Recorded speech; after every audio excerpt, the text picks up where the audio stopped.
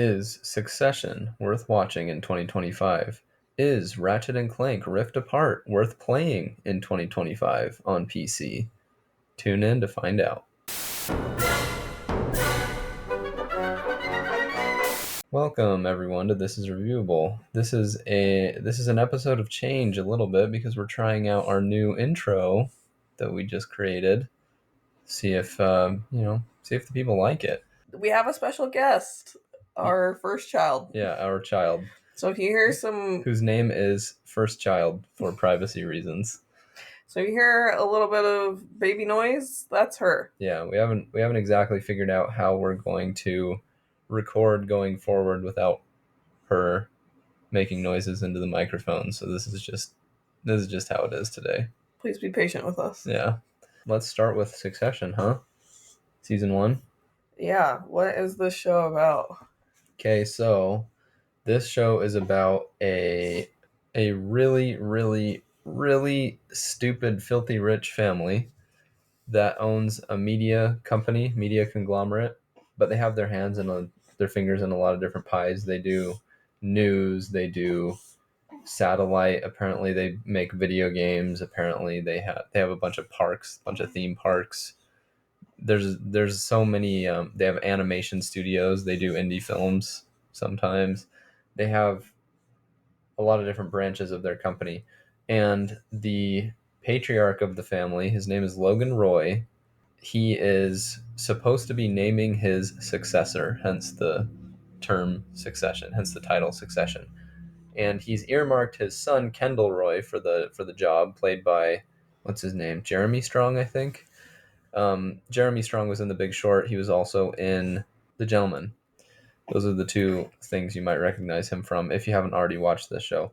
This show wrapped, I think, like 2 years ago, a year and a half ago, maybe just a year ago. In 2023. Okay, 2023, so 2 years ago. And when it wrapped, it was like, there's only 4 seasons and everybody pretty much was really happy with the way it ended. So it's one of those shows one of those all-timer potentially shows that people just love. And so we tried to start watching it a couple years ago. Yeah, like 2 years ago. I think when the last season came out, we started watching it, and for some reason it didn't hook us. At least it didn't hook me. No, it didn't hook me either. I think we got halfway through the first season, and then we stopped. Yeah. This time around, I don't know what changed exactly, but I'm kind of loving it. I don't know how I feel about it, honestly. Yeah. Everyone is a piece of shit. It's like... Okay, so Logan has 4 kids. Yep. Connor, Siobhan, Kendall, and Roman. And you don't really like any of them. They all kind of suck. They're all the worst. And so it's kind of like, okay, let's pick the best... worst piece of shit, and I guess maybe say that we like them. But they're all awful people. Logan kind of sucks. His wife Marcia kind of sucks. Kind of? Don't really know anything about Marcia's son. Marcia is from... So this is Logan's second marriage, so Marcia is not... third, at least. Okay, Marcia is not the mom of the main kids, but she has a son. We don't really know anything about him, so I can't... Actually, you know what? Yeah, he does kind of suck. We'll get into that in the spoiler section. Siobhan is marrying Mr. Darcy. His name is Tom. Yeah, his name's Tom. He kind of sucks. Yeah. The only one that doesn't kind of suck is Greg, right? Yeah, but even still, he kind of sucks. You think so? He's kind of shady sometimes. Oh, for sure, but he's... But yeah, he's like the most likable one. Yeah. I don't know. It's weird because all these... And it's so hard to relate to any of these problems that these super rich people are having because it's all about how are these freaking 0.01 percenters gonna manage not being taken over hostily by another company? Oh no, how are they? Who's gonna succeed? The multi-billion-dollar conglomerate? Oh no, what a problem. So like at face value, it's like how am I gonna give a shit about anything going on in this show? But it's so well written that I kind of do. You know what I mean? In some ways. And this show is labeled as a comedy drama, and a lot of the time when a show gets labeled like that, it ends up being it's way more drama than it is comedy. Yeah, like 90% drama. Right. Like Barry, for example, is a comedy drama. And, the parts in Barry that are very funny and very surreal. But I'd say it's like, 60% drama, at least 40% comedy. The Bear is an even worse example because it's like 98 or 99% drama. Yeah, and 2% comedy. I don't know. Maybe that's harsh. Maybe it's like 70-30. I'll give it 70-30. How do you like that? I don't. Okay. But the crazy thing is, The Bear was up for like best comedy series last year. Really? Which is a fucking joke. Like that's category fraud. That's a perfect example of category fraud. This one, I'd say it's very close to 50-50. Yeah. I'm laughing a lot in every episode. And you know which two characters I think make it the most funny? Roman and Greg. Yeah. Actually, you know what? I think Logan says some things that make me laugh a lot too. This show is rough. I feel like it sometimes makes me feel kind of icky. Just the way that they talk about things like so openly and like to employees and stuff like that. Like, how are you not getting in trouble? Yeah, because they're super rich. Yeah. Yeah. But well, it's like when Logan was talking with that contractor, and he was like, "I'm gonna pay you $100,000 and then just be done." And the contractor says, it was "That won't even cover the materials. That's $300,000. That was a $300,000 job." And Logan's like, "Okay, sue me. Good luck." My lawyer used to work for the fucking Justice Department. Who's your lawyer, Mr. Magoo? Then he turns around. Well, he's a dick, right? Yeah. But like the way that he says things, and just the way that Brian Cox is chewing up the scenery when he says it, it's so entertaining. I am curious to see, because the main crux of the first season is, are they going to be able to get Logan Roy out of the CEO chair? Is that going to be all 4 seasons? Yeah. You know what I mean? Because that would be annoying.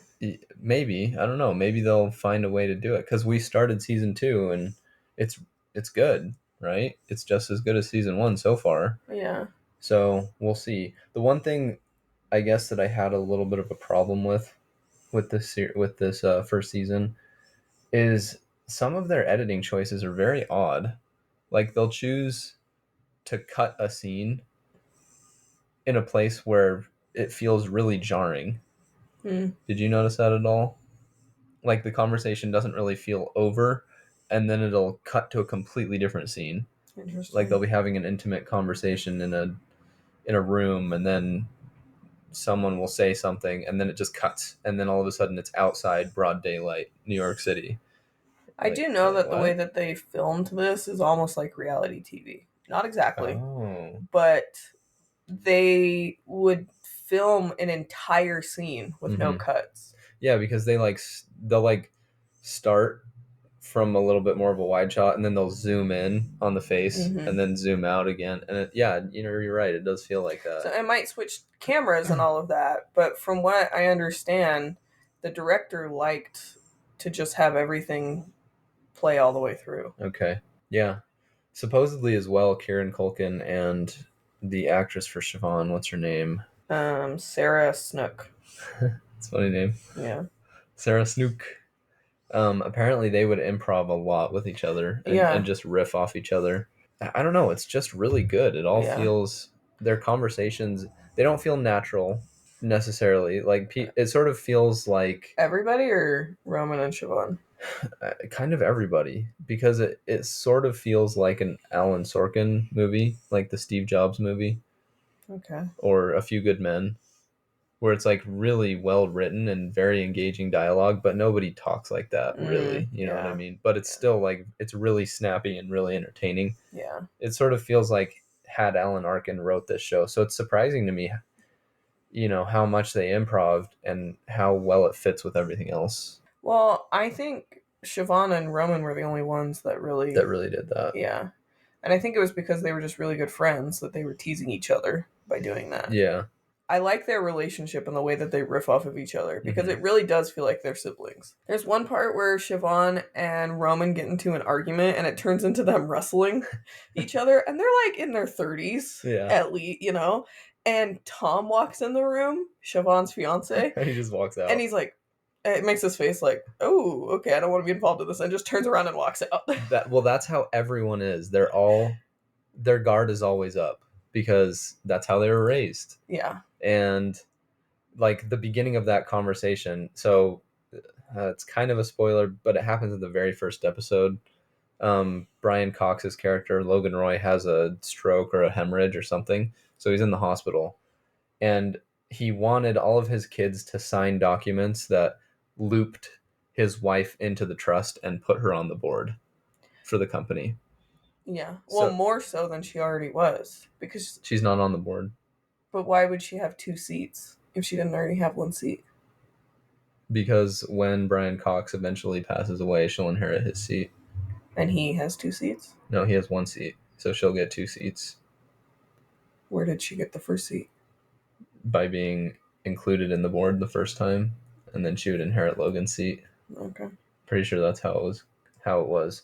But anyway, they don't like that idea because they're giving up control of the company and power. You know, they can't really trust their dad, and it's clear that they can't really trust each other, even though they have this veneer of, you know, being a somewhat happy family, you know, loving each other. But anyways, Kieran Culkin is talking to Siobhan, and he's like, I just thought it would be a good idea to have those documents signed when dad comes out of the whatever this is that he's in. So it'll be like a nice little gift, nice gesture. She's like, okay, well, I'm going to need to have my lawyer look at it still. He's like, okay, that's fine. But for the record, you're refusing to sign it? She's like, for the record, you. And they, you know, and then they start fighting. Just like those are their sibling interactions. Like it's, you know, one sibling is like, I think this would be nice to do for dad. But also on the record, you're refusing to do this. They never circle back to that though. No, you're right. That sort of goes away, doesn't it? Yeah. Yeah, I don't know. And maybe there are like maybe they'll come back to it. But even if they leave some of these threads hanging, it's just so entertaining that I don't mind. Yeah, I mean, I hadn't thought about it until you just brought it up, so... Yeah, I'm not sure. Everyone is well dressed. Yeah. So that's cool. Which makes sense. You know, getting some good, I guess, fashion ideas. I don't know, like this show... But, you know, there are other movies and shows where they're portraying rich people and they don't dress them correctly. Like what? Margin Call, there was only that one guy, right? Oh, yeah, they were all wearing suits that didn't really look that good. There's an episode in season 2, not to get ahead of ourselves here, but Roman and his girlfriend invite Siobhan and Tom over for dinner, and then they just start ganging up on the way that Tom dresses for like no reason. Like, oh, I've been telling him this for years. He has the worst taste in suits. He looks like a what do they say? Because he's from the Midwest, and so they're just making jokes about the fact that he's from the Midwest and he doesn't dress well, and Tom's dumb, and they're doing this to his face. It's so rude. It's rude. It's everyone. It's Siobhan and Roman are ganging up on him, and he's married to Siobhan at this point. Tom. And Roman's girlfriend is laughing at him too. It's just like, geez, dude. I got the impression that Roman and Siobhan don't know how to have a conversation with each other, and so the easiest option was to make fun of Tom. Yeah, and Siobhan's just not a nice person. No, she's a piece of shit. As soon as she can start making fun of the person she spends the most time with, she's down. I don't know. Do you think that Tom doesn't dress well? I haven't really noticed that. No, he does. I feel like he does. Yeah. Brian Cox is always wearing a cool cardigan, and they're always all wearing scarves and overcoats, and I don't know, they all just dress super well, so that's fun. The ending of season 1 was crazy. Yeah. And we'll talk about that, but yeah, I really, really enjoyed this. I thought... Are you rating it right now? Yeah.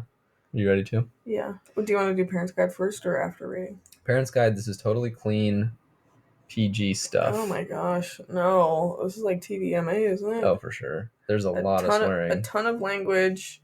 They talk about a lot of crude things. Yep. There are some crude... Like, they don't show anything sexual, but it's a lot of it is implied, and there might be one episode where there is some nudity, but I can't remember if they actually showed nudity. But it's mature. It's mature for those reasons. It's lots of crassness and crudeness and lots of vulgarity. So Yeah, I really, really liked this time around. I'll give it a 9.3. I'm just a lovely guy out of 10. What the heck is that? Logan says that when he shows up at Siobhan's wedding. Like I said, this show kind of makes me feel a little bit icky, and it's probably just the phase of life that I'm in right now making me feel that way, but that's still how I feel right now. It's hard to hear them talk so gross to each other sometimes. So, but I can appreciate a lot of other things about this. Like Braden said, it is well done.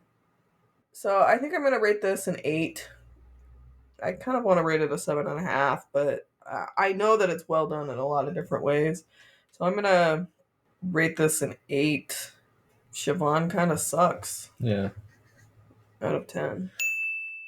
Spoiler section, by the way, everybody. To give you an example of the gross dialogue that Micah doesn't like, that I kind of find really funny a lot of the time. They are in a position that's not good for them. Logan Roy's in a position that's not good for him, and he invites one of his old counselors. I think he's an attorney. Invites him back into the fold to try and help him. And he's like, Frank, my balls are in a vice, but you have the grease to slip them free. Ugh. And then Frank is like, oh, that's a truly revolting image. And I thought that was really funny. And Micah's just like, ew. Yeah. So that's kind of what you're getting into. I didn't deliver it as well as those two actors do, but that's an example. Okay, are you ready for the game? Yeah.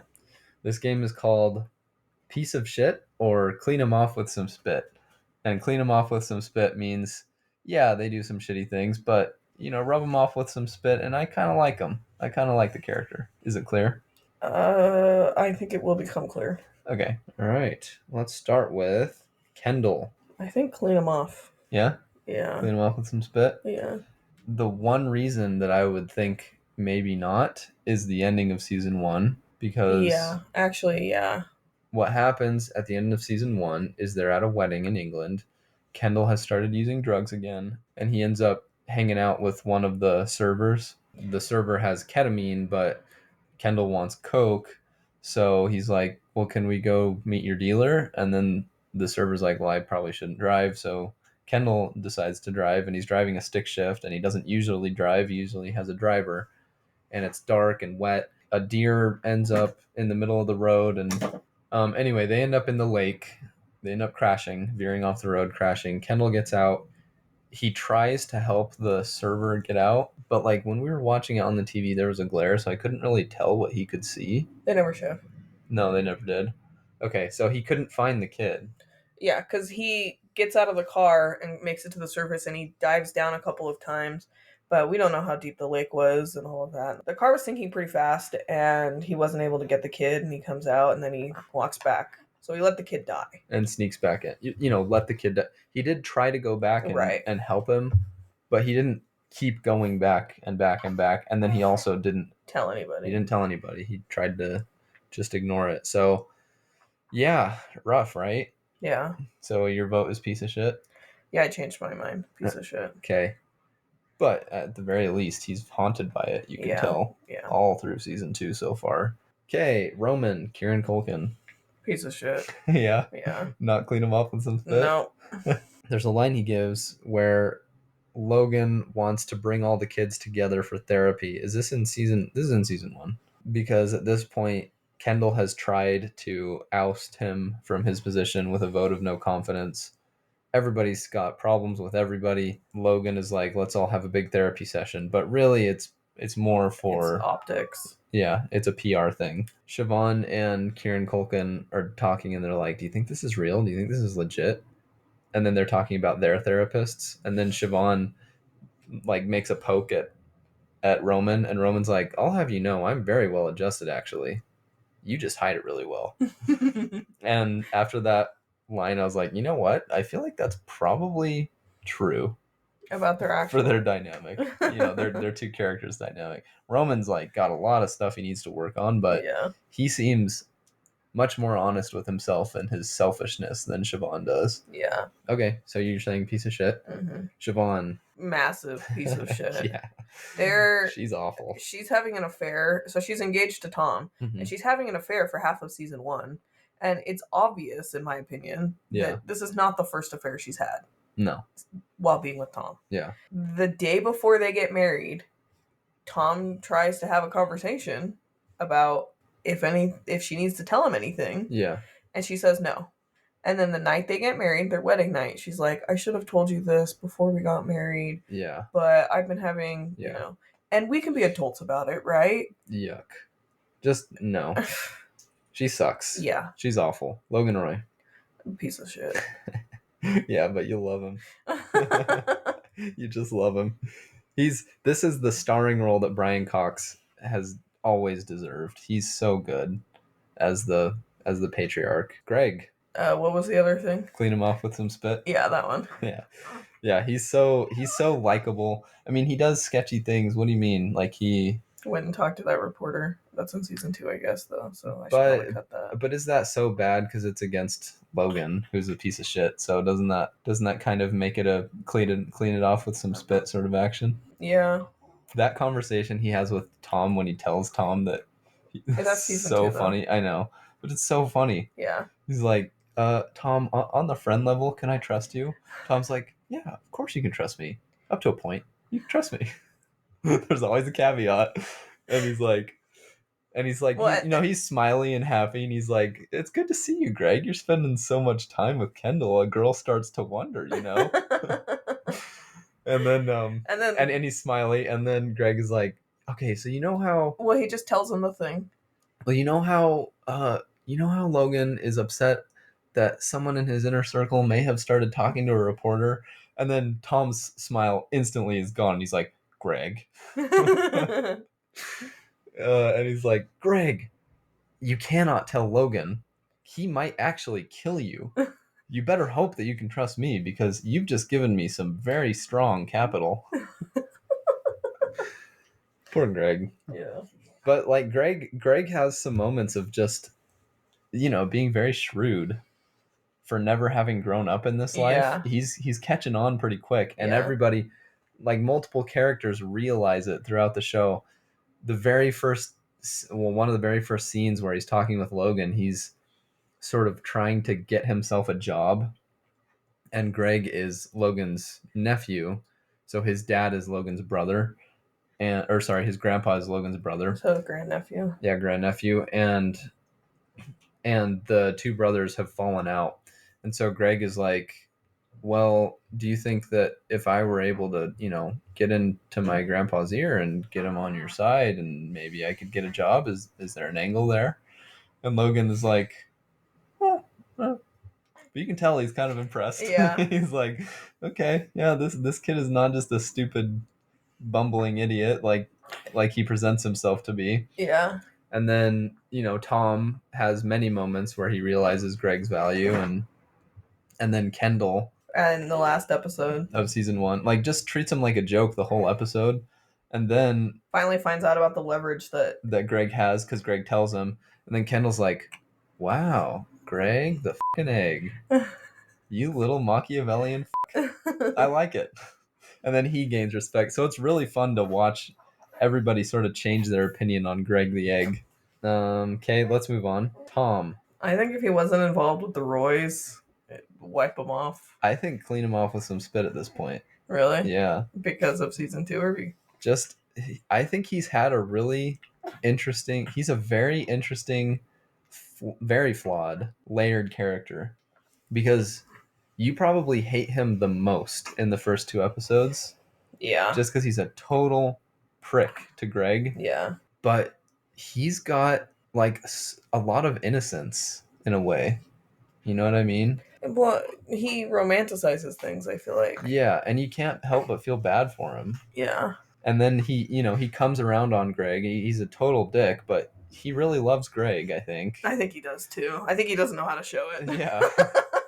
and he loves Siobhan. He really loves Siobhan, and he really loves Kendall, and he really loves Logan. He's just kind of there, and he's getting whipped around, and he doesn't. Yeah, like you said, he doesn't really know how to react to it. But I've come around on his character, Connor. That's a tough one. Yeah, I kind of wish he wasn't there. You know what I mean? He's so annoying. He just does nothing with his life.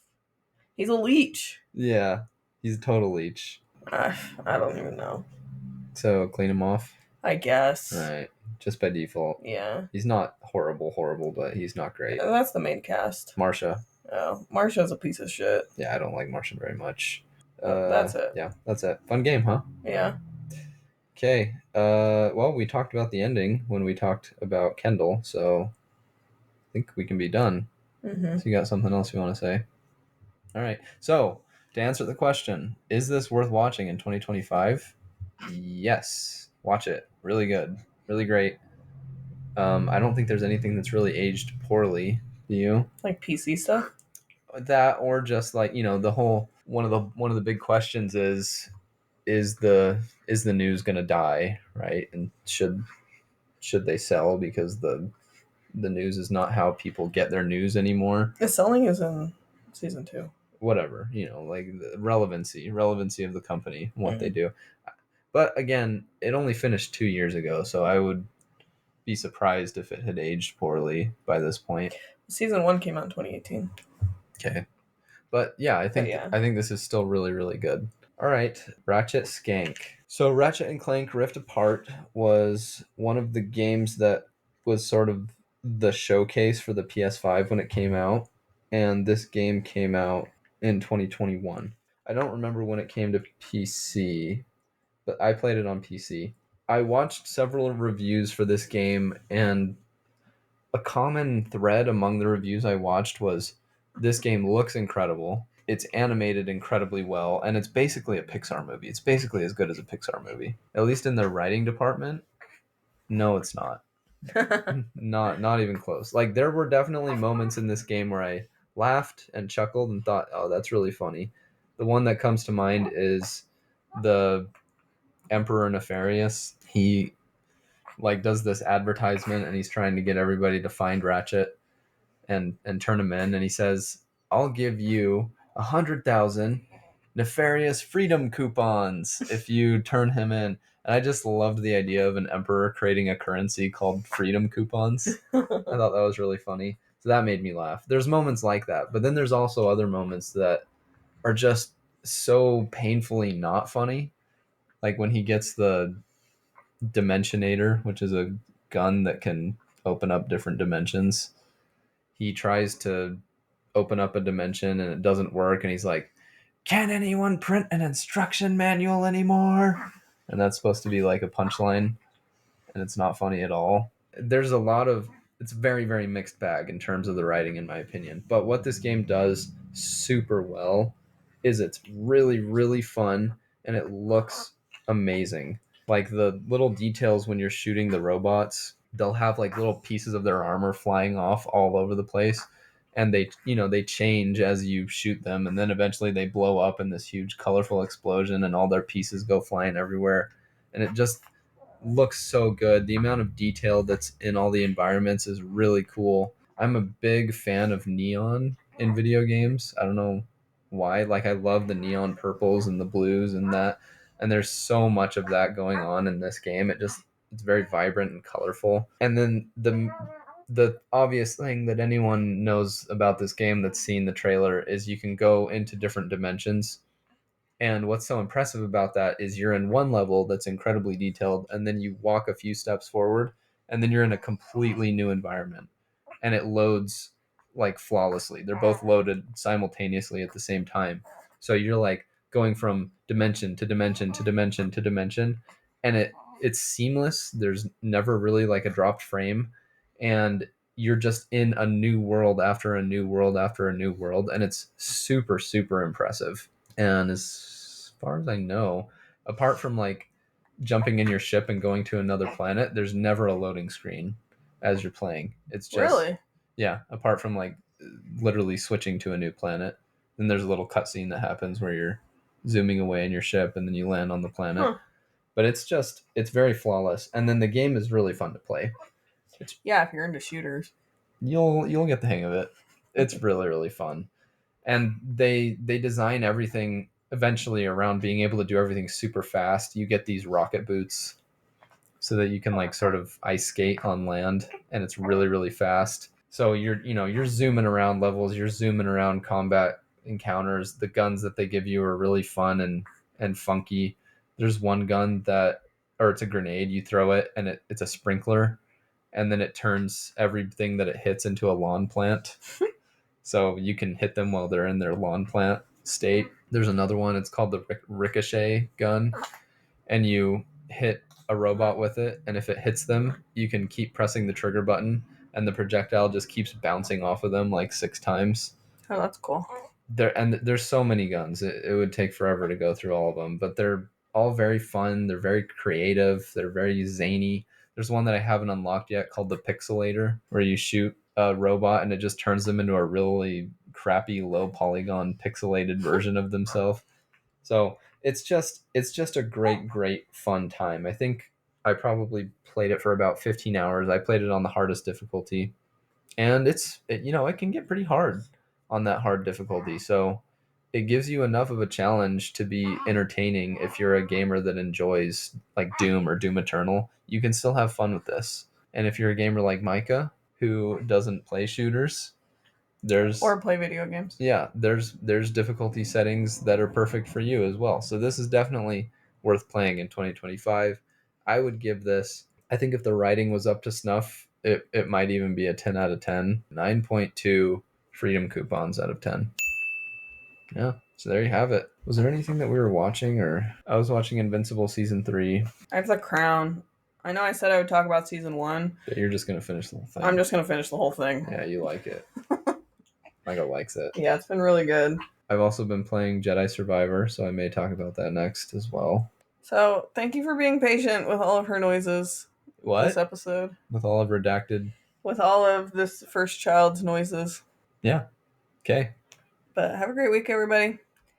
Bye.